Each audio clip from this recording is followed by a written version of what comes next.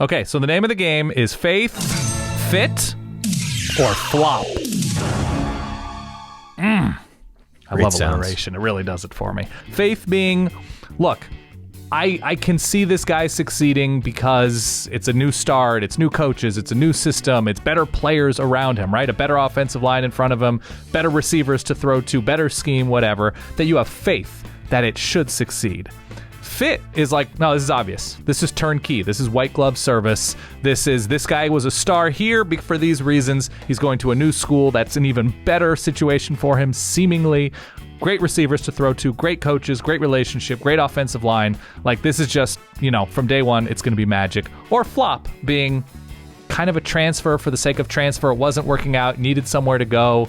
This school lost all of their receivers to transfer, and they needed to fill the room. They needed to fill the roster, and quarterbacks just haven't succeeded there, and there's no real reason to feel like this new guy is the guy to turn things around. And so I hesitate to use the word flop, right? We're judging somebody in not even February who's made this move, but for the sake of this show, and for the sake of alliteration, that's the word I came up with. And as always, we are happy to be and thrilled to be absolutely wrong in cases like these. Let's talk about Quinn Ewers. Okay, let's do that. Quinn Ewers transfers after one season from Ohio State, goes to his native state of Texas. Mm-hmm. Signs on with Steve Sarkisian. He was previously the number 1 overall recruit. He committed early. He signed on early with Ohio State. It seemed as if, given what happened with C.J. Stroud, the writing was on the wall fairly early that Quinn Ewers was going to be looking for a new destination. He has made it official. He is going to Texas. Now, Texas at the quarterback position in year one under Steve Sarkisian was a very interesting story to tell. We saw a little bit of Hudson Card early. We saw a lot of Casey Thompson later. We saw more of Hudson Card throughout the course of the season. Clearly, none of them were really the answer. I don't know if it was any of their fault specifically, but Casey Thompson has decided that he's going elsewhere. We can talk about him later in this show. He was beat up. I think he hurt his thumb or his hand or something, yeah. Absolutely, but he has since decided to go to Nebraska. Hudson Card, I guess, still there, but Quinn Ewers, I think, presumably will be your day one starter. Quinn Ewers comes with a... What's that? I said likely. Yeah. Quinn Ewers comes with much acclaim. Mm-hmm. Being so, he was the number 1 overall recruit. Being so, he is from the great state of Texas. He steps into a role now where he's got a good running back around him. He's got, I think, a standout wide receiver in Xavier Worthy. So it's a good setup for Quinn Ewers, provided that Steve Sarkisian can find a way to get that offense playing a little bit harder. There were moments where they were very soft this past year. Yep. And secondly, more consistently. Yep. What do you think about this Quinn Ewers move? Do you like it? Do you have faith? Do you think it's a fit? Do you think it's a flop? I have faith because I've never seen him throw a pass in college football. So I can't say like, oh, Adrian Martinez has done this at Nebraska, or Casey Thompson has done this at Texas, or Dylan Gabriel, you can't have anything but faith because you have no idea what Quinn Ewers is like in a major college football game. So I have faith. I have positive faith. I have advanced faith, whatever you want to say, that he is going to be a successful guy because of Sark's background in developing quarterbacks, because of Xavier Worthy.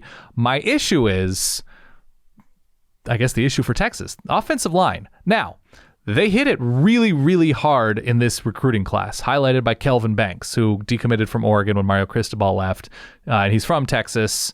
And he's at Texas, or he's going to be, in line for significant playing time, I assume, as a 5-star freshman offensive line. But the depth of the class at offensive line is quite impressive in Austin.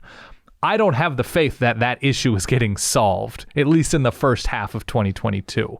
So my faith is he is good enough to overcome it, but I don't know, man. Quarterback was an issue last year. It's hard to ignore, or the offense was an issue. We talked about the defense needing a lot of help and Gary Patterson coming in or whatever.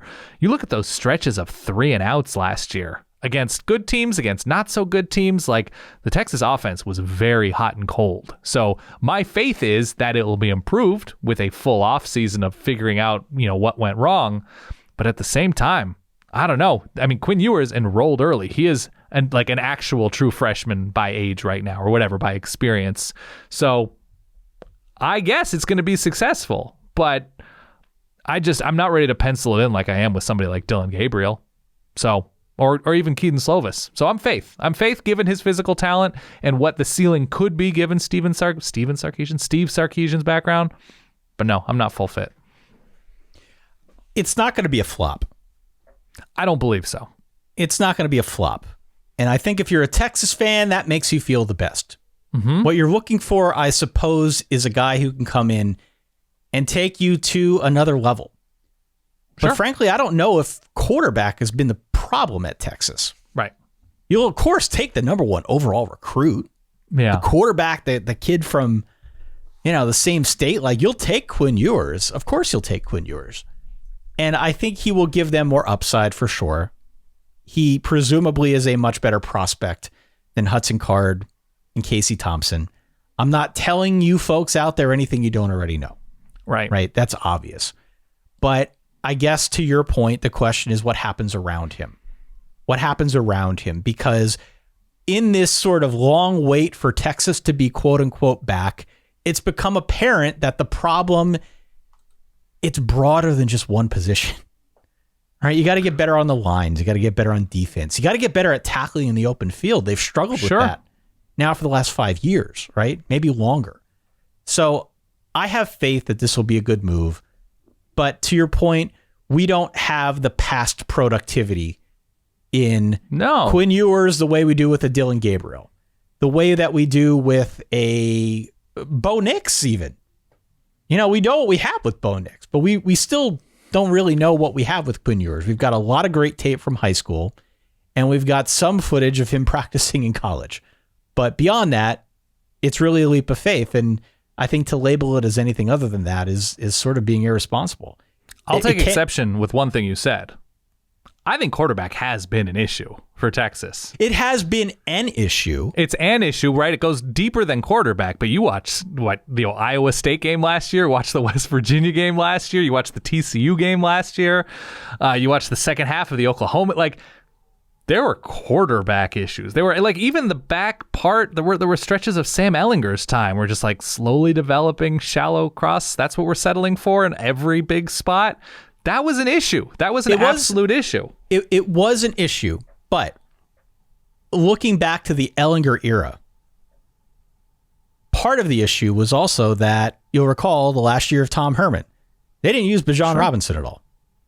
Not as much as they should have, no. They didn't use him at all. They used him late. They didn't use him enough early, and there was a lot of speculation hey, if we just give this kid the ball 30 times a game, where would that Texas program have been? Would they have moved on from Herman at all? I think a big part of the reason why, and you're right to point out Ehlinger, big part of the reason why that didn't work was because the offense was entirely based around what he could do for them. Right. If he didn't have it, they weren't going to win. This is the way the system was set up. And I don't think we saw quite that level of asymmetry in the offense, if you will, this past year. They tried to be a little bit more balanced, but for sure there were quarterback issues. It's just not solely dependent on the quarterback. When we asked this question, is Texas going to be back next year? Right. There's just a lot going on. It's going to take a little bit. Quinn Ewers can be a big part of the solution there for sure. Totally. And I hope that he will be for Texas fans, but I think it would be unfair to say that, it's all depending on him to get them back to that promised land. Now, the counterpoint to making the fit argument is if you are to believe that Quinn Ewers is in fact the supernova that he has been evaluated to be in terms of raw talent, that rises everything. That brings everything up around you. You look at the issues that Clemson now has that we didn't really see when Trevor Lawrence was there. When you are so good at quarterback, when you are so confident and so talented and so ready for this level, when you are ready for the moment, the offensive line issues don't mean as much. The receiver issues don't mean as much if you throw an exceedingly catchable and perfect ball in stride, in an anticipatory way. That if he is that supernova, which we don't have reason fully to believe yet, because Clemson was a much more finished product when Trevor Lawrence arrived, especially at receiver, then Quinn Ewers is an absolute white glove fit. He's ready to roll. But I'm just not there. But I could understand why Texas could still have the issues, some of which on offense that they've had, and he is so incredible that it doesn't fully matter. I get that. That's the thing, by the way. That can happen and does happen all the time in college. Yeah. As we're recording this, the NFL playoffs are going on, and there are plenty of standouts on all of the teams, all 4 of the teams remaining. Mm-hmm. But you can't just do it all. Agreed. Even if you're Patrick Mahomes. Like, you can't just singularly win a game because you are a supreme talent in the NFL. At least not to the same extent that you can in college. Patrick Mahomes lost that game, by the way, right? That he and Baker Mayfield had the duel, right? It was like some sort of like 700 total yards in a losing effort. He ended up losing that game. So, yeah, your point is a wise one. But in college, you can have that standout who can absolutely elevate the quality of your program. Yeah. I mean, that's why we said Nick Foles in a losing effort, right? There is a ceiling. It can be capped. But, man, yeah, it's tantalizing.